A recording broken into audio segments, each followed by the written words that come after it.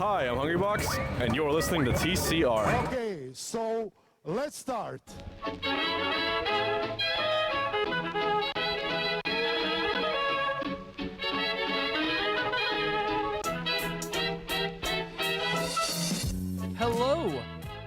Hello and welcome back to another edition of the Center Ring, aka TCR, aka your favorite esports podcast, episode 154, coming to you live, pre-recorded from an undisclosed location.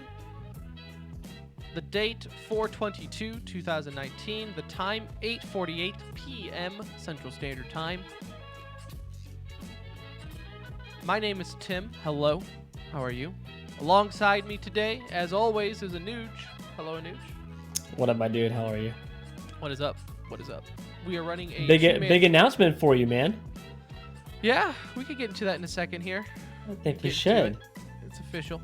It's official. So we'll get into big announcement here in a second.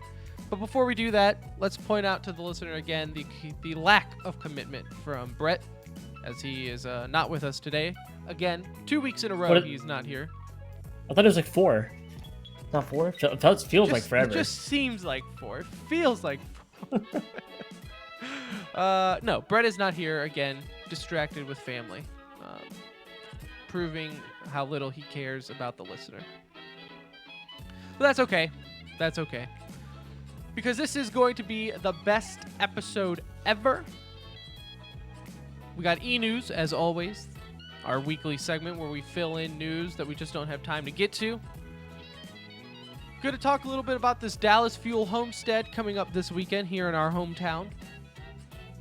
We'll preview the matches a little bit and talk about the event, but mainly we're going to talk about just how far esports has come, the fact that we have what is being deemed the first official home game in esports history, which I think I tend to agree with. You can argue semantics, but it's true. So we'll talk about that. And to start the show, we will talk about the Overwatch League and finding of a player, and just either there's a few possibilities with that. Either we're just getting old and nooch and we don't understand what's offensive and what's not. B, we're just also super sexist and don't realize it. Maybe that could be both. Maybe that's like a really high possibility on today's show. Yeah. Is that, or maybe we are the right ones and maybe the teams are just a little bit hair trigger on finding players. So we'll talk about that. But before we do, let's pimp out the socials at the Center Ring on Twitter. Go ahead and give us a follow if you're not already. Our website, tcr.gg, has all our fun links on there for Discord, and join in on the conversation with that. But on to big news. As Anuj teased earlier, we announced it on social media, so if you follow me on Twitter at Pirate Mushroom, you maybe have already seen this. But my wife and I are expecting our first baby. So there we go. It's exciting, dude. Yes. So little boy, we've known since about Christmas. I think sometimes Brett maybe hinted at it on the show, but I've quickly changed the topic because we were not going social with it yet, just for reasons. And but we figured let's do it on Easter. So due here in maybe like 4 or so months in the summer, late summer. It is a boy. Shepard Krajewski will be the name. Love it. Love it. Cannot wait. This will be our first. So looking back, it's kind of crazy though, because I started the podcast when I was just dating Morgan, who is now my wife. So longtime listeners of the show have seen, like, I was dating, then engaged, then married. Now I'm having a baby. You couldn't let that one go. It was going to be hard to top. So it was pretty obvious, once you started dating Morgan, that was probably going to be the one. Down. Yeah, gotta lock that one in. Lock it down. No second wife for you. No. Yeah, I have no second wife. I have no waifu. No waifu. But that doesn't mean it's not possible to have a second wife. As we've learned what a second wife is, I think.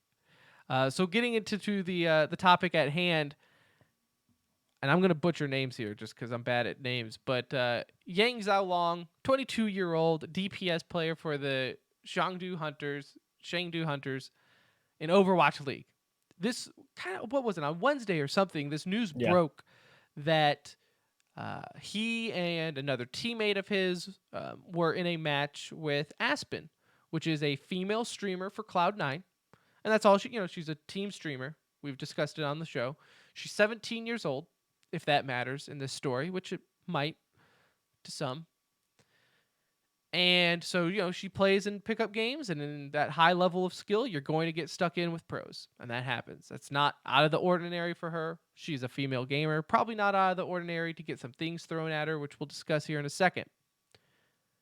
But where this story caught my attention was the fact that Yang, I'm going to call him Yang for short because we're close like that, was fined by the team for a full month's pay and the stage 2 bonus that he would get for the current stage of Overwatch League. So full month pay plus a bonus this dude was fined at. And I was like, oh my, like what the hell happened? Like I gotta look like that's It must huge. have been bad. Right, It must like have been bad. a month's pay. Like think about if your work said, Anuj, we're not going to pay you for 1 month. Oh, by the way, your quarterly bonus is also out of the discussion. Look, What would you have to do at your job to warrant that? A month's pay? A month's pay plus bonus. Honestly, probably hit somebody and just pray HR didn't fire me and they just put me on like a leave. It'd have to be some sort of leave, right? Like Right. a month's pay is a long time, and in his case, it's probably, let's estimate, between $5,000 to $10,000 roughly. Let's say he's making between 50 to 100K. If he's a star player, you would know. I mean, is he a star player for him? Maybe he's making a little bit more. I don't know. They don't. Well, really... let's just say 50,000 is the minimum, right, in Overwatch League. So even if you want to just go off the minimum, like 5 to 10K, he's probably making. So that is a big chunk of change. And then the bonus itself, like, yeah. You just took away his whole rent. Like, hey, I know you have bills, bro, but we're going to take all those from you, okay? You better call your companies right now and say you're going to be a month behind on all your pay. So I'm sitting here doing research, and I'm like, all right, what the hell did this guy do? And there's a couple stories going online saying, oh, he said this and it was super racist, or not racist, sexist on a second account. And I was like, ooh, this is juicy. And then you come to find out, no, it was not the dude who later or earlier that same day, like basically berated Aspen for being a chick. Not the same people, completely unrelated to the topic. So the timing is the only thing that's relevant here, right? Because that happened, this became bigger than it should have been. But that's the only way that this is relevant. Yes. And had it been the super sexist remarks that I heard, then okay, yeah, I guess I could see why a month's pay is a lot, right? Yeah. And maybe warranted. I don't know, a month's pay is a lot. Okay, maybe. Look, but at the end of the day, if it was super, like, if it was really, I mean, I would say super sexist. Sounds so weird. Like, if it was super, if it was a little sexist, really, it'd be okay. Just a little. But if it was like a sexist joke that it crossed the line, you would think, oh, take him off the team or suspend him. That's what I'm thinking. For X amount of time, right? When you get to a month pay, you start looking at suspensions and things like. Like you would think that would almost be the step first to suspend somebody, depending on the context, and then go to fining the player. Because if you suspend them, I'm assuming they're also losing out money for the X number of games that they're playing in. But yeah, I mean, but that is not why he was fined so much, Anuj. The 22-year-old was fined because he told the 17-year-old streamer Aspen of Cloud9 that she was his teammate's, Ameng's, second wife. And he told her that his teammate, or that she is his teammate's second wife. So for those of us that don't know what that means, what does that mean? So this is where we get into discussion. Either we're old, or we just are very insensitive to the slang hip terms nowadays, and we don't know what's sexist and what isn't. But from what I've gathered through intense research is that it is essentially being translated into what Asian cultures would say is a waifu, which is essentially just, it's kind of popped over from anime and manga, that it's someone that you are super infatuated with. You have a crush on them. That's That's what what that I've is. gathered. Yeah. Like, as an American, I would say, hey, Aspen, my friend Anuj, he loves you. He wants to marry you. Like, that's what in my brain, like, yeah, he just has a huge crush on you, Aspen. And that's what would be my translation to all of this. You watch the clip. It doesn't seem like Aspen was completely offended by it. She later commented on Twitter saying like, "Hey, look, it was okay. I really didn't know what he meant by it. It's okay. Like, not upset." And yet this is the actual statement from the team to make it just sound even more dramatic. On behalf of the Hunters, we apologize to Aspen and all people involved. The team wrote on Twitter, "We have already severely reprimanded and educated our player on his behavior. If he makes a similar mistake in the future, the punishment will be doubled." That's insane. Look, if you make that same mistake and your punishment is doubled, you might just have to like move back to Korea at that point, or it's Ask just for a like trade or something. I mean, you got to like figure something out at that point, because something is terribly wrong if you're going 2 months without pay. So if he had just said my teammate Ameng has a crush on you and loves you, let's just say he had said it that way instead of saying the second wife, would this be a thing? I don't know. I also want to be he wouldn't move back to Korea. He'd move back to China. That was my bad. China. Yeah. Oh, Yeah. It's a thing. Sure. Again, maybe we're just super insensitive. I don't know. I don't know. I don't see. That's what I don't understand. Right? Is I need someone to really explain to me why this is such a big deal. Now, if it's offensive, okay, it's offensive, and that's okay, right? Times have changed, and you can't say, hell, even from when we were younger, I cannot say the same thing to other people that I probably could have gotten away with in high school, right? I mean, look at Brett. That dude's like 50. Imagine what he's told women. Imagine what he's saying to him now. Just, it would be Brett would not be unreal. getting paid on a month-to-month basis right now. No, I mean I'm a little shocked. I mean, I guess what I would want to know if somebody knows more than we do, if this means something more than what we think it means, then I would love to know, obviously, right? Mm-hmm. But from the information that we've gathered, and let's just assume this is the meaning for discussion's sake, um, it blows my mind that they would fine him for it. I mean, maybe you talk to him and say he was inappropriate to like share your teammates' feelings. I don't know. I mean, it just seems so over the top, and such a harsh reaction that I'm kind of curious. How did it? Do we know how it took off? Like, how did this escalate to a point where the teams even got a hold of this information? Like, it was Right. on a stream. If you haven't seen the clip, it's a very short clip. I mean, you're talking 15 seconds And tops. you wouldn't even, if you didn't know what you were looking for, you would have no idea. Yeah, because it's even blocked out almost by her camera. You literally see the one line, and they were kind of joking, and she responded, with LOL. Right. And it was like all caps as if it was a funny joke. And it like moved on from there. So um I'm almost curious how the team got wind of it. How did this become a big thing? If somebody had tweeted something about it. I'm just a little shocked at the reaction that this got. I think partially it's like we said. I do think there might have been some miscommunication where the team possibly even thought like they heard word of like this super sexist thing that was said to Aspen. Oh, and one of our players said something, and then in their minds maybe just thought, oh my god, right? Like, this is terrible, and maybe pulled the trigger on that fine a little too much. But I will say this, because this also, I think, sheds a little bit of light to things. And because again, even if this is viewed as a just punishment, right? Even if saying, hey, my teammates thinks you're a second wife is super offensive, And this could be like a Chinese culture thing, maybe, right? It could very well be, and again, that's why the whole waifu terms comes into play because he's Chinese, right?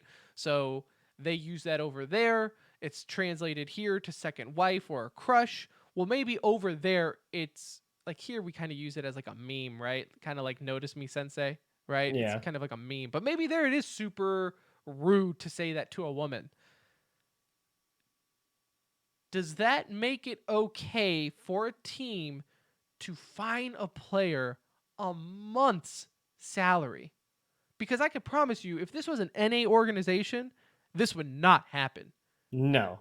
No, and this is also if this was not franchising, this could not happen, like, I'm a little shocked that, again, that they just, pulled the trigger the way they did. If this was an NA organization, this would be like a non-topic. Can you imagine? Think in CS:GO, like, just the stuff that we've seen kind of typed out and the chatter that goes on there. Because again, this is streaming, right? This is not on an official, this is not during a match, this is not on the team's official stream in that sense. Um, so for them to take it to this point, I just don't see this happening in any other. This is just one microcosm of what we've seen from Overwatch League in terms of some of the fines, and the way that they have handled some of the disciplinary stuff towards their players. I think a lot of it has been over the top, personally, right? This is one that really stands out because of the amount of money involved, and it's the team decision.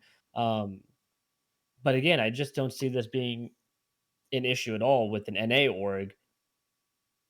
I don't know if there's any uniform rule, though, however, to distinguish, like, oh, well, a Chinese org can run their team this way. I mean, it's an org Mm-hmm. decision ultimately, right? Right. Um, Yeah, and then you come so into play like prior to the show, I was like, man, the league should probably step in on this one. But then at the same time, then you run into the debate of, well, should the league be it's a trying to whole nother, yeah, that's a whole nother franchising discussion of is it right for leagues to step in to organization matters like this. Now ultimately I think the team should have the player's best interest at heart, just like the team should. And maybe the league says, look, you just destroyed this dude's monthly living, right? And now you're threatening to double that.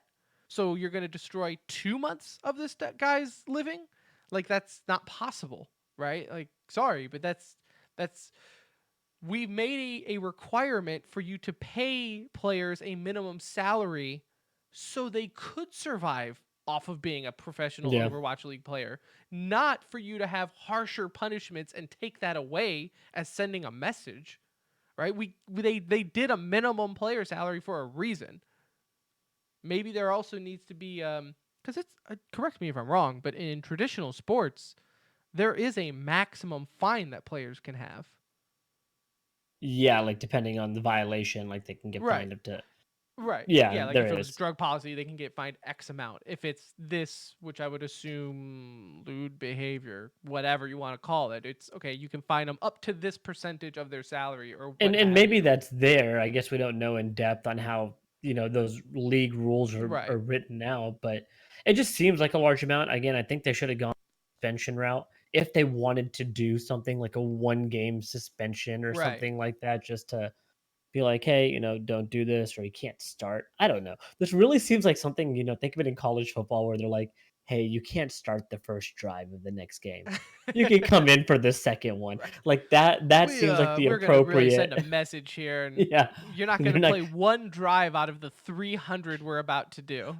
Like, Yeah, I okay. mean, that's kind of what I feel like this penalty should have been for him, and it's unfortunate because it is, like you said, it does have an effect on his, um, career, like, in the sense of even just trying to promote yourself, like, this is kind of a red flag that kind of sticks around with you as you move around too, Right. and, Right. um it's just drawn a lot of negative attention to him that, again, unless it means more than what we think it does, I'm still having such a tough time understanding why this was a big deal. His teammate even apologized at the end of the match. There's a little clip. I don't know if you saw this, but Yeah. he apologized after the match and he goes, "My teammate has," or he goes, "He has brain damage," or something like that as a Yeah. joke to, like, and what didn't seem like a big deal to Yeah. either one of them. And I so didn't. I didn't. Now again, This is the same league, though. And again, I say league. This was not Overwatch League doing this. This was completely the Hunters organization.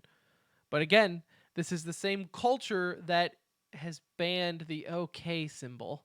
So I feel like the Overwatch League has just kind of spawned this culture of being extra, extra, extra safe. And Yeah. man, I don't know what to tell you, but know your client, right? Know your target market. Um, Obviously, I'm not saying let them be super racist or sexist or anything like that. I'm just saying, It what didn't was the feel like a deal line here? was crossed in this situation. I mean, is Right. what it comes down to. It just didn't feel like any lines were, because I'm all for punishing somebody if I feel like they say the wrong thing or cross a Mm-hmm. line, or if he had said something like, you know, sexually implicit to her or in some way insinuating that. Um, from this, it just seems like he was just Or saying, even "Hey, like if he Matisse." was just being a creep, you know? Yeah, like it didn't Like if come he was across like, that "Oh, way. hey girl, hey Aspen, what are you doing Yeah, tonight? Oh, you want to you bought something like that?" I could even be like, "Hey, dude, we don't need our players creeping on other girls and female streamers on stream. Could you in just mid not game, do that in mid like game? like Like, mid why don't game. you hit her up in her DMs and do that privately like any other creepy athlete would, right?" Yeah, I get yeah. that, but I mean, this someone has to explain it to me. I hope we're missing something here, Anuj. I hope we are missing something very obviously offensive, or I don't know, I'd or be something shocked if has we to be are with done. the hours of research that we put into this. I would really be shocked if we're Dude, I wrong walked here. around town just calling people my second wife to see what would happen, and nothing, Nobody took a nothing. swing. Here I we don't know are. what's going on. I don't know what's going on. Let us know if you guys know. Let us know, Yeah, because like I at the said, center we're room. having a hard time believing. Yes, indeed, indeed. Much like this was hard to believe, there are certain times in esports that draw my attention and kind of make it hard to believe on where esports is at in life.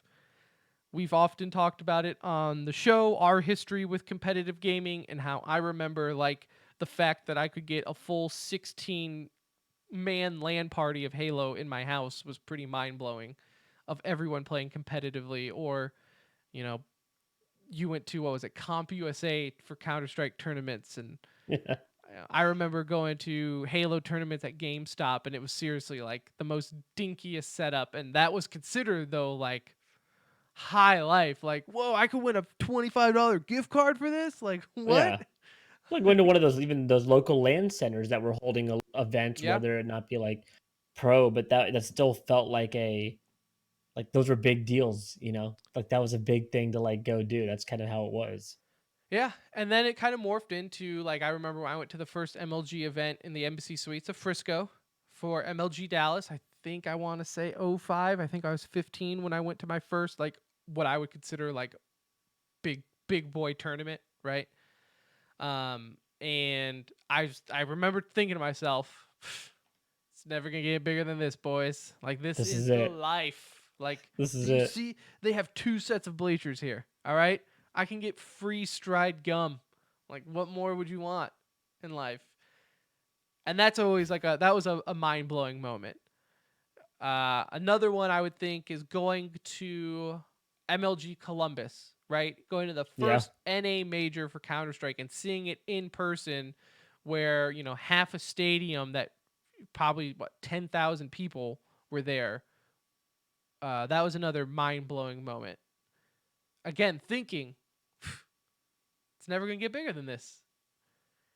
We've thought that so many times, Yeah. like for me, it was like CPL here in Dallas. And all of these were like local events. Looking Yep. back at it, for us, we're fortunate in that sense. But like CPL in Dallas, I thought that was like, oh my gosh, look how many people are here to like talk and watch video games, like how does it get bigger than this? And it's continued to morph. I mean, we're watching it and it's happening at like it's happening now, like rapidly, right?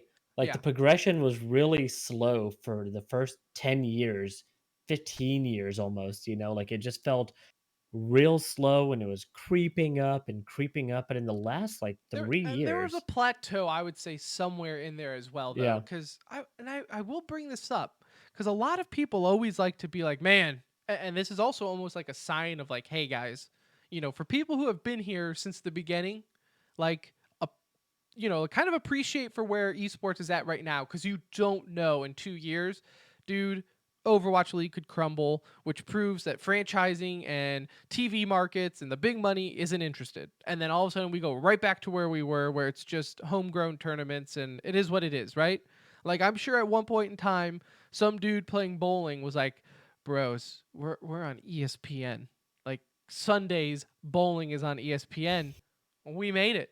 Like, we're going to fill out stadiums. And then somewhere along the line, bowling just hit that Done. wall, and it is what it is. And I love esports. I'm an esports homer. But I'm telling you, it could happen to esports just as well, right? It hits that wall, and it is what it is. They don't overtake football. They don't overtake the NFL like everyone said it was supposed to. It's possible. And the reason I say this is because back in the day, I remember ESPN had an MLG section on their website for Halo. And me and my friends were like blown away that ESPN has an MLG section. ESPN? Just to acknowledge it. Yeah, just to Yes. acknowledge it. The fact that you saw an article about Walshy and Ogre Twins and stuff on ESPN, that's insane. And Yeah. then it went away. And it was like another 10, 12 years until a couple, maybe 2-3 years ago, ESPN started covering League of Legends and Jacob Wolf got involved. And now they're starting to do a little bit more acknowledgement of it. I saw a highlight on the top 10 once. It's like, but again, that's like 10 years in between the first time they dipped their toes into the esports water. Not nearly as much I will admit, there wasn't as much money. The popularity isn't nearly the same as it is now. But I'm just saying, you can see moments throughout the path where you're like, damn, dude, this is awesome. It's never going to get bigger. And then there were also moments along that path, though, that made you question, like, uh-oh. Like, is this the plateau, right? Is this when it stops going up? Is it the game that you think determines where it's headed necessarily? Like, what brought it back in your mind from Halo disappearing in whatever 07, 08, whenever it was like really kind of Yeah, probably outside just of it. about Not when I graduated high yeah. school. So yeah, 08. Um I would say it's almost the I mean, video games nowadays though are so affordable compared to back then, right? Especially like on the PC market and cell phones, right? We make fun of mobile gaming all the time, but you can play Fortnite on your phone. You can play PUBG on your phone. It's possible. It's just more, I think, accessible to a lot of yeah. people nowadays. To where, man, back in the day, I remember in high school, it was like maybe 10 people had quote unquote gaming PCs, right? Where like you actually knew how to put together a PC with an actual graphics card and everything. Like that was It was not like unheard common. of when we were in school. Yeah, it was like one in the, you had Yeah, and five to that's 10 for me, people in right? your You grade. graduated Yeah. way before me, so Yeah. I mean, you were There was probably like four of us in my grade that I knew that played like computer games for yeah, the most part. yeah. Like, yeah. So it was very little. So I think that's the difference now. But now, going back to the whole point of this segment, is there's a moment upcoming this weekend that's like, wow, this is pretty cool. And that is the Dallas Fuel Homestead Weekend, also known as the Homestand Weekend, also known as Ultimate Weekend, also known as, I don't know how the marketing team screwed up their name like 3 different times, but yet I think the Overwatch League called it one thing, the Dallas Fuel called it something else, and then somewhere in the long someone made a typo. I don't know. I'm gonna go with Homestead Weekend though. I think that's that's the way the Dallas Fuel are selling it, anyways. But this weekend coming up, if you haven't heard, is the first official esports home match of all time, and it's here in Dallas. Overwatch League awarded the Fuel to be the first team to say we are having a home game, an official home game for the Overwatch League. Now, again, this is where I say you can argue semantics. Cloud9 played in Boston. Cloud9's played in NA soil. But again, when you don't have cities attached, you can have that home crowd. Yeah, see, in our Twitch chat here, Korea says, I think it's home stand. It's anything. I don't know. Go look at Homestand 5 makes different more like tweets. I think it's homestand also personally, but Let's see. I was letting you roll with it. It could Oh, be it is homestead homestand. though. Homestand. See, Atlanta has the second one coming up, and I think they call it homestead, or at least they did. I don't know. We'll go with Regardless, homestand. It just sounds better, I homestand. think. Homestand, yeah. Homestand. And so they awarded that. So once again, DFW Dallas is getting um, recognized for its esports roots. Some people will tell you Dallas is where esports started. So I think it's very cool. And I think Blizzard and Overwatch League is acknowledging that in the sense of giving Dallas the first home game ever for the league. Now, of Yeah. course, you have the arena in LA, so you'll have the LA team say, well, I mean, we were home. Like, no. You didn't play at a home base. You played in the Blizzard arena that just happens to be in the city that you're in, but it was never labeled as a home match, right? Now will this be their permanent home going forward? Mm-mm. No, from the last that's a good question. So the last time I spoke with people within the Fuel organization, they gave me a affirmative no. This is not their permanent home that's going to be in Allen, which is kind of out there if you're in the Yeah. Metroplex. So I hope it's not. I hope this weekend works out great. It's completely sold out. They sold 3,500 tickets per day. So that's going to be 7,000 people over the weekend going. Pretty nuts. But I really hope Allen is not their permanent location because That's too far. I live like an hour plus, so Yeah. I'm gonna be sitting at home most of the time if that's the case. But no, I think what they're gonna do is kind of because I mean I don't know, dude, because they gotta have a plan by 2020. Keep in mind the league said next year, like You're going to home they're and doing home and home. away. Yeah, home and away. So they got to figure out something. I think what they're going to do though is just bounce around the Metroplex to kind of do like a tour of the team, and then use that as a measuring tool on what area might fit best. Can I play devil's advocate here for a moment? Please do, because I was going If to as well, because I also have doubts. But we'll let you go first. if we are considering this the first true home game, but it's not at a set arena, does that take something away from it for you? And so in the terms of how you look at it, the event still has a lot of meaning, and I get that. Like I'm not taking Mm-hmm. away from the actual meaning of like having a home game, but if it's not your arena, isn't it like just having it at any other venue and calling it a home game? Like Um, like you said, you took it I away get from the yeah, gladiators, right? Like saying, well, that's Blizzard's arena. Well, what if that ends up now being LA's home right, right. spot? Because I Blizzard's don't not going to think have so. it. I don't think it takes it away because it's the league calling it the first ever home game. So the league isn't even acknowledging that LA fan bases are saying, no, we've had home games first, right? But I also think it's the fact that like this is solely for the purpose of Dallas playing in Dallas, right? It might not be their permanent home, but that's just because they don't have one yet. It's still their home metroplex. Um, but Because it's tied to the city, it makes it a home yes, game in that right, sense. Like right, it's like yeah, Dallas, so hey, it's here, it's near call the it a zip home game. code, And kind of the first time we really had the ability to have a home game with that being right, said, right? So we're saying like it's the first ever home game. Well, thanks to franchising, it's given us that opportunity to be able to do this. right, Um, there are several teams that are, um, we you could have technically done it for before, like Cloud9 at the time playing in some of the Oakland arenas when for right, IEM. Like technically they were California based, but they're right, known as NA as right. NA organization, NA team, right? So this is something that franchising has, allowing us to enjoy is the ability to have a home game, and I think it is super significant. I mean, it is another big step, for esports to go this route. It's just an evolution of how we've seen kind of, obviously esports was like grassroots, but then there was also a moment where it became big, but it was still run like grassroots organizations. And Right. I think you see a lot of that in Call of Duty currently.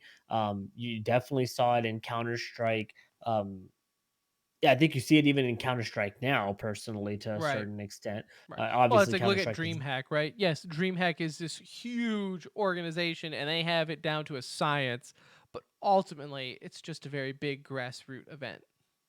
Yeah, I mean, you can kind of see that with the whole Astralish drama, and if you don't know about that, listen to our last episode. But you don't see things like that happening in Overwatch League, right? Like they're very well controlled, Mhm. and franchising is now, again, giving us this opportunity to enjoy a home and home game.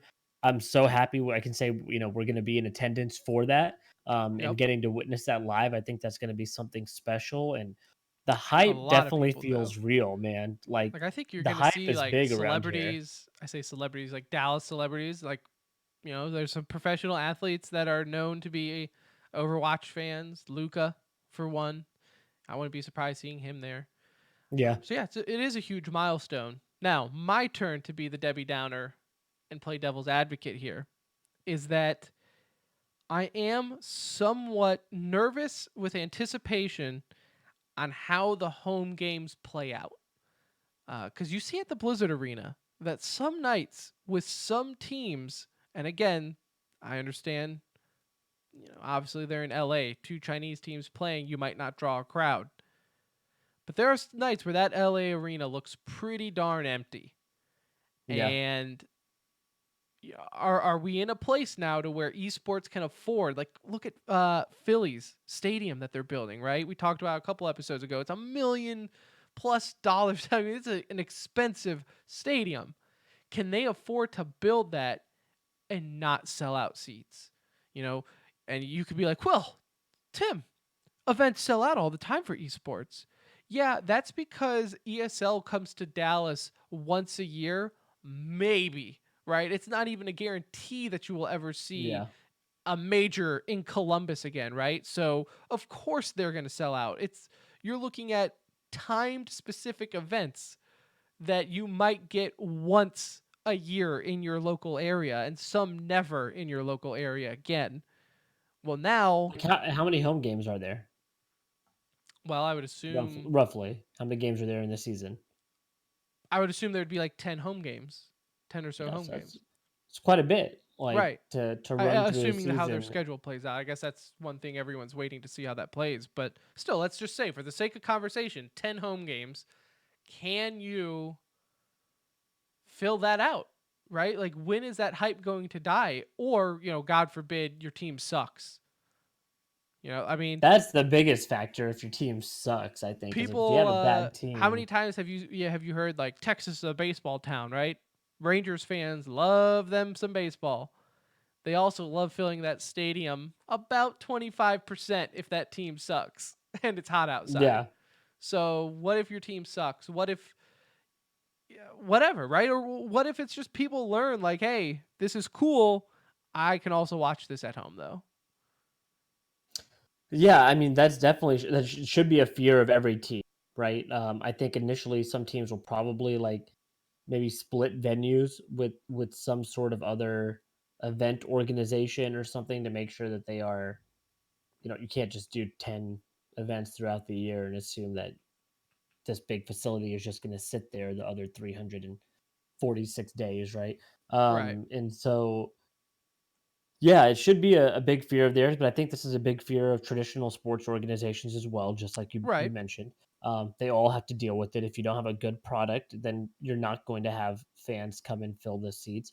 I think my bigger fear here, and this is a whole different discussion that we're not going to dive into right now, is just the longevity of a game in general. Take out the fact that it's Overwatch or whatever, Mm-hmm. but my biggest fear is if you're going to build a $25 million arena or $50 million arena or whatever the cost is, it's a lot of money either way. Um, that what is the lifespan of games nowadays, right? Any game, it's generally not very long. Right. There are a few that have stood the test of time, and maybe Overwatch is that too. I think that should be your biggest fear, because you're gonna that you're gonna have fans these Right. first couple seasons. The game is just too popular right now, like not to have fans. But these are all long-term investments. Once you start doing brick and mortar and you're making like an actual facility, you should be thinking $50 million. You're probably thinking 5, 10 years out. What are we doing with this? So um, there's a lot of fear going into it, but these guys are heavily backed financially. That's a risk that they're all Well, and they've willing hired to smart take. people. I mean, Yeah, look at the Fuel hiring Jeff as their president. Jeff Moore has years of experience with traditional sports. He was here when the Dallas Stars moved, a hockey team moving to Texas, right? And people, I promise you, were saying the same exact thing that we're saying now about that. yeah. So I'm not saying anything that hasn't been said before. I'm just saying for someone who just has seen it grow, plateau, die a little bit, and then flourish 10 times over, it's just esports is my little baby, and I just don't want to see it. We don't want to see something mess up. Yeah, like I don't You want to know? force it out of the house right now, right? Yeah. Our baby, I feel like, is moving out, and I just look. If you're not ready to move out, it's okay. You can stay home. You can stay home. Couple It's more okay. years. A It's a couple more couple, yeah, years. It's okay. Not a big deal. yeah, it's okay. It's okay. You don't have to pay rent. And I guess that's really what I'm worried about is just what happens when they have the downtime. Because right now esports is up, right? We're all living the high life, everything like that. But eventually it's got to plateau out or even out, to say the least. So I don't know. We'll see. That's something time will tell, Anuj. Dallas is one of those markets, though, at the same time. I wouldn't be too worried about our market. It's some of these Yeah. other markets that I think could run into issues, or teams that are also, like you said, maybe like don't have any NA players, and maybe Right. it's not as relatable in that sense. But Well, and two, um, Dallas is kind of unique in the sense of you have envy, you have complexity. Um, Optic is based here. Now their Overwatch League is in Houston, so that kind of throws yeah, a wrench in it. But what if they just kind of say, guys, let's just create a badass arena for esports with esports entertainment in mind, and then we'll figure it out there. It's possible to share. I mean, most basketball and hockey teams now share one arena and they yeah. play in season at the same time. So it's possible. And I wonder maybe if that's the better way to go. It might be the safer, more investment way. Now, I know everyone wants their own shiny toy and they don't want to share, especially right now. I mean, Complexity is partnered with Jerry Jones money, right? You think they want to share with Envy? Like, no. And Envy's probably the same way. Like, no, I'm the Dallas team. I'm Dallas Fuel. I want our own stadium. But I don't know. It's a It does possibility. make a good point with franchising going into other sports, or other esports. That makes that Hmm. more feasible, right? So, Yeah, um, then you get into different ownership groups. But hey, that's a problem for them to figure out. All I know as a fan is I am excited for next of weekend. course. Um, really, really pumped to get to see a home team. I know this is gonna feel like a heavyweight fight, dude. Like in It the will. sense that It will. there's gonna be so much energy there. Um, I'm just really looking forward to being part of it. And I so, can't wait to. So, yes, to Nugent's point, we will be out there Saturday and Sunday. So, if you're going, be sure to hit us up on Twitter and let us know. We'll be kind of walking around pretty much the whole event, probably staying still very little. And I'm really looking forward to talk to the players afterwards from the Fuel, considering this is like the first time that they are going to be in a stadium full of their fans. They play Houston Outlaws. That is the finale. yeah, I don't know why that sounded so weird the first time. It is the finale on Sunday that they are playing Houston Outlaws. I mean, the league knew exactly what they were doing when they scheduled that one. And then they play Saturday, the late game, 4 o'clock for LA Valiant. So that will even be a good one. So yeah. I think they've scheduled up some pretty good winnable games. Okay, we'll see how that goes. As the Fuel have been looking, I don't know, week 2 of stage 2, they looked dominant that they would never lose again, and then after week 3, it looked like they were never going to win again. So we'll see going into this weekend. But I know the players are already here. They tweeted out, so They will have time to kind of get acclimated. Their schedules are going to be a little different than normal. A lot of media, a lot of press. So it will be a sight to see for sure. And I hope some of our listeners were able to go. So there's that. There is that. But let's get into some e-news, shall we? Let's see here. Oh, let's get into some CSGO. Just real quick, an ESL Pro League kind of update. If you haven't been paying attention, the ESL Pro League has started. And again, this is their first year that's kind of reformatted because them and ECS are not overlapping as far as their regular season play go. So both of them are kind of funky in the way they do their formats. It's not just one giant ladder or pool that everyone plays in like you would normally see. So they've split all the regions up into teams or into groups. So you can look at that if you want. But as far as the way it works is that if you win your group, which some have already gone through, you automatically qualify for the finals. And then if you play second or third, then you qualify for the second stage, which is basically a play-in tournament to qualify for the finals. And if you get fourth, then you're done. You're out. You're up for relegation at that point. Yep. So, getting into the teams that have already finished up, on the NA side, you have NRG moving on, Team Liquid, and Luminosity. Luminosity, man, I don't know if you've watched any of these. Because I'm getting on a little. This is gonna be a little tangent here, okay? This is for the North American group. These matches are getting played at 1:30 in the morning. When did I message you the other day? Where I'm sitting here watching Cloud9 and somebody. It was Saturday night, and it started at like 2 a.m. Dude, it was. I think it was like Liquid. What match was I watching? It had to have been Cloud9 because I don't think I would have stayed up late. But it was like 2 o'clock in the morning. I'm like, what? What is going on right now? This is for the North American pools, and we're starting at 2 o'clock in the morning. Like, come on, dude. Like, get with it. You got to figure something out with your scheduling. If that's and it really is the normal case. Like, teams are just playing till 2 o'clock in the morning. It's ridiculous. It's like, if you're going to do it that way, you might as well keep it back online, right? Instead of doing it on land. Like, why make it so inconvenient for the players also? To be out of Brett your says in chat, gamer hours. No, there's no such thing as that at 2 o'clock in the morning.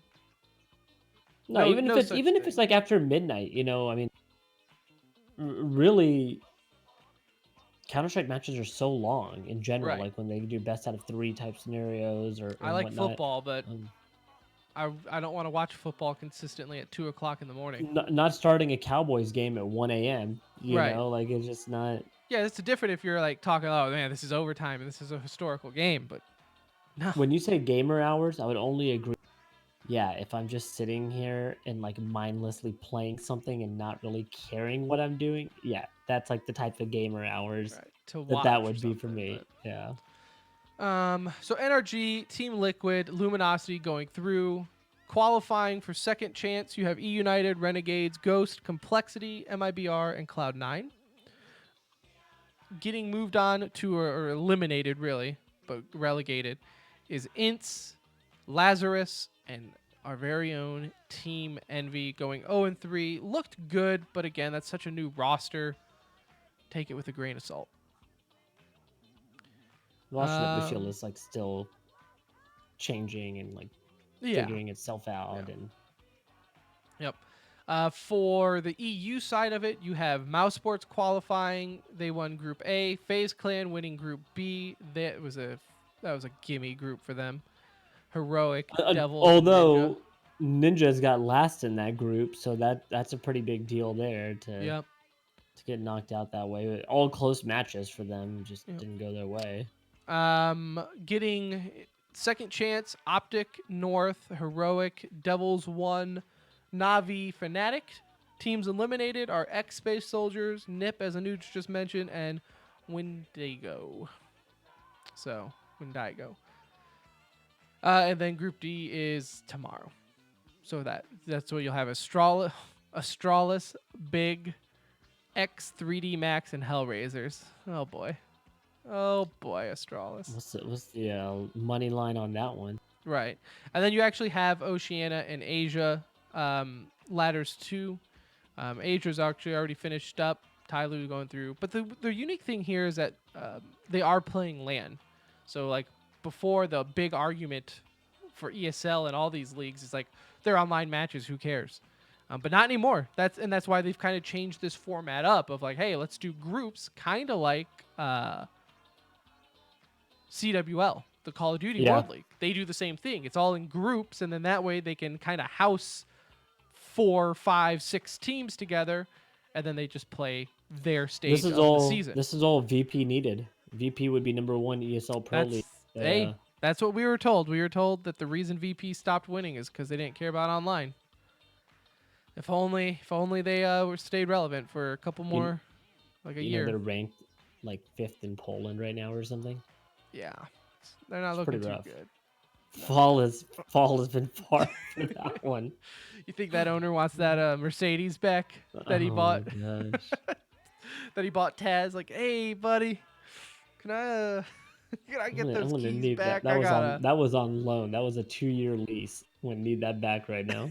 right. Yeah. Sorry, bro. Sorry. Taz just gets a letter in the mail that he has to start making payments. Like, what the hell? In other news, Call of Duty Apathy was traded to EG from NV, and NV ends up picking up Pharaoh from G2 and Decimate. Oh, I'm sorry. Pharaoh from 100 Thieves. 100 Thieves, Decimate from G2. Which that's big because Pharaoh was who 100 Thieves kind of built around with him and Kenny I remember initially. talking about that. Like when that was a big deal when he got on. Yeah, because they like had them switch positions, and that's why Karma didn't join. Like, imagine, really, they picked Pharaoh over Karma because they didn't want to do a position swap at the time, and so Karma ended up going back to Optic, and Pharaoh stayed on 100 Thieves, and now to see him be moved around, it's a pretty big change. I think it's a good pickup for Envy, though. I do think he'll do well. I think it's a good pickup, and Apathy I think is a good pickup for EG. He wasn't playing poorly. It's just it wasn't working. It wasn't clicking. But I think Apathy still is a good player to have on your team. So I think good leader, overall. Brings a lot of experience, and now with EG, he's there with Tatch, X-Phase player. So even that roster, like I said, is beneficial to all. I think everyone kind of benefited from this. Yeah. Oh, in Battle Royale news, Face It Global Summit PUBG Classic finished up this week. OP Gaming Rangers ended up taking first, Shoot to Kill second, Team Liquid third, and OGN Entis Force ended up taking fourth.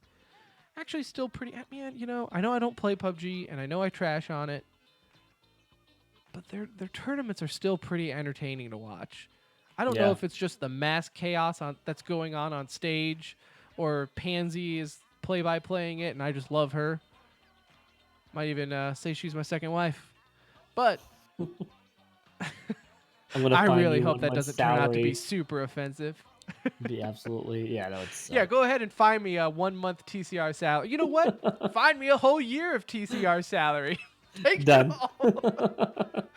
Well, I'll write you the check right now if that's what I got to do. It'll literally be a blank check. Yeah, that was a good tournament there. And in other news, you had Smash this weekend for Pound 2019. Smash Ultimate, Ally ended up defeating Myron 3-2 in the finals there. Ally, I don't know if you remember this, Anuj, or maybe some listeners do, or if you follow the Smash scene, you probably will. Former Cloud9, currently Orgless. It's very weird seeing him being celebrated, considering the reason he was dropped from Cloud9 was because of, like, I think borderline rape accusations and, like, beating women. So, a bit awkward to see him winning stuff. I don't know. I really don't know the follow-up to the story, so maybe it was all made up. But there's that. Mean, yeah, that would be pretty rough. That would not be a good look. And the fact There's that really not too the fact much that he to say doesn't about have that. an org kind of tells me that maybe there was truth to it, because surely a team would pick him up if it wasn't true at all. But Has he been consistently good prior to this event? he's been relevant-ish. he kind of took time off when he was dropped from Cloud9, but still, I mean, he was one of the best Wii U players, right? He was better Smash U players, so. We're going to dive into that at some point, Yeah, kind of just see what's going on there. That could be we'll interesting. see what happens there. Be a little juicy. And then in Melee, so strange. But HBox ends up defeating Mango after restarting the bracket. This was a very, very fun match, considering Mango knocked out HBox earlier in the event. So you had that rivalry kind of get sparked back up again. As a Mango fanboy, it was very tough to see, but it was good to see him back in the finals nonetheless. But that's not the story. The story is not two legends, two of the remaining Melee gods dishing it out. No. The story is, after the event, someone threw a raw, uncooked crab at HBox on stage. Surely, right by him. Surely, if you watch esports or if you follow it on Twitter, you have seen the video. If not, just look up HBox crab on Google and you will find the clip of it.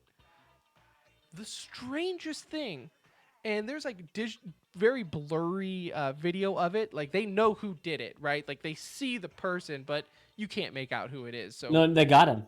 They did. So yeah, they did. So update on the story. Breaking news. Maybe if we had some breaking news to me. Yeah, breaking news. You could play something there. Yeah, they caught him. He has been permanently suspended from all events for Smash Melee from this particular TO. Tournament organizer, and they are going to be passing his information, they said, to all tournament organizers to see if they can get a ban from him for any event. Didn't press charges, I don't believe. They are also not releasing his name at this point because he is underage minor, and they don't know if that's really the best thing to do. They said at this point. I wouldn't. I mean, you know. Yeah, it's already. Don't try to fight violence with other violence, you know, like you don't be like, hey man, don't throw a crab, that's not cool, but then give out his name and then so it could be ran through the mud. I don't know if that's the best thing to do for an underage minor effect. Banned from all events, and they are passing to other TOs, and I think that's fair. He should be, you know, the fact that he's underage, okay, you can't really do criminal charges, and he's an idiot. If I was HBox, maybe you think if it hit him, sure, hit him with assault, why not? But seriously, check out the video. The audio wasn't that great, so I didn't pull the audio. But the video, man, HBox goes from happy to win, disbelief that he just saw a crab go flying in the air, zooming past his face, to I'm going to murder whoever threw this crab at me. He was definitely pissed with authority. And like, it's crazy. If you go and watch the video, just listen, get headphones and listen, because I have never seen, because the room was going crazy, right? Because the HBox just won, right? It's the end of Pound. It's a big tournament. Mango lost, so obviously you have people yelling about being upset about that. And it just goes I mean, the second he stands up and starts yelling at the crowd on who threw he's like holding it up in the air too. Like, who threw it at me? Who threw it at me? It goes silent. The whole room silent. Yeah. Oh man, if I was one of those people, like imagine if he was looking at you dead in the eyes yelling. Whew. Also, I will say this. I give HBox a lot of crap, but it's not. I mean, you got to respect the guy for what he does. Yes, he's a puff player, but he did not win this tournament by cheesing it. He beat Mango fair and square. He reset the bracket. He did not fly around, and he didn't get any timeouts or anything. It was legit. Also, like, I don't think people realize, like, HBox, the dude isn't a full-time gamer. He stopped being a full-time gamer like a year or so ago. He has a full-time job. So, like, I know, like, with Summit, and I'm pretty sure with this, it's like after the tournament, he has a flight scheduled that same night to fly home to go to work the next day. Good for him. Like, the dude is a hustler, and to be having to, like, deal with crap like that, like, I don't blame him for getting up and wanting to murder someone.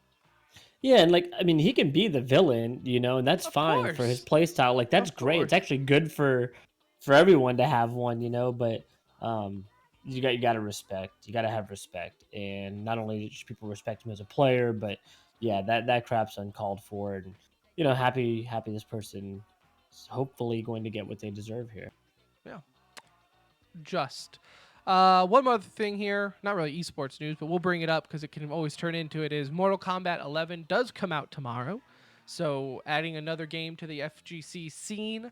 Very interesting game too. Mortal Kombat is always one of my personal favorites. I will be getting it for PC reluctantly, but I don't want to get it for PlayStation because I won't play it as much.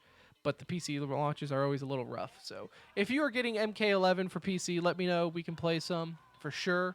I am definitely getting not the premium edition because I'm making a statement, Anuj. I'm making a statement, and I am not buying the premium edition, which comes with 6 DLC characters later on and like skins and crap.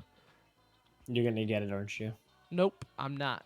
Because do you know the cost? I'm guessing the game is $59.99. Right, regular is $59.99, which in my opinion premium- is still a little much for a fighting game. But hey, I'm whatever, it's standard. Premium, I'm gonna go with $99.99. $99.99, $100 freaking dollars to start. Dude, the every cost of the game is doing Are this, though. you kidding me? Every game is doing this. They're all $60, and then they have some gold or platinum or rainbow edition or something. Dude, like some color The edition that FGC is community $100. is already niche enough. Do you have to price out the people who want to play your game? Yeah. Like, that's I think ridiculous. like characters, dude. You're giving characters away. Like, let's be real. Like, these guys are already made and just sitting Well, that's there. the thing. Half of them though are characters from like old games too. Yeah. That they're like, oh, we're introducing this person. Like, look at Street Fighter, right? They introduced Blanca in a DLC pack. Freaking Blanca. The dude was like Original poster boy. OG. And he was, shoved away to be a DLC character for Street Fighter, just so you could pay more money to get him. Dude, I hate it. So I'm just going to pick a. Good for you. freaking I'm glad you're character. taking that stand. I'm not doing it. I'm not doing it. Not having it up in here. It's ridiculous, dude. I've gone on my rant many times with that fighting game rant of it's such a niche, small community that is amazing and love it, but man, $100. Give me a break. Give me a break. But that does it for this episode of The Center Ring, aka TCR, aka your favorite esports podcast. Hope you enjoyed it. If you listened to the whole thing, I love you. If you skipped around, I love you all the same. Thank you for those in chat. Correa. Alchemist is in chat. We'll play some Apex later. Dallas, Homer, Brett, thanks for not having time for the show, but having time to watch. I guess that's Appreciate better. that. I guess that's okay. I'll take it. It gets us a viewer. We will be back next week, though, telling you stories of the Dallas Fuel homestand, maybe some player interviews. Keep an eye on our YouTube, because every time we go to these events, we typically just throw player interviews up on YouTube as we do them. So definitely keep an eye out there. I will not be here next week, but I already have a pre-built excuse. You are on. You're notified. Yes, going on vacation. That's okay. Going on vacation. So follow us on Twitter @TheCenterRing. But for Anuj, I'm Tim. We'll see ya.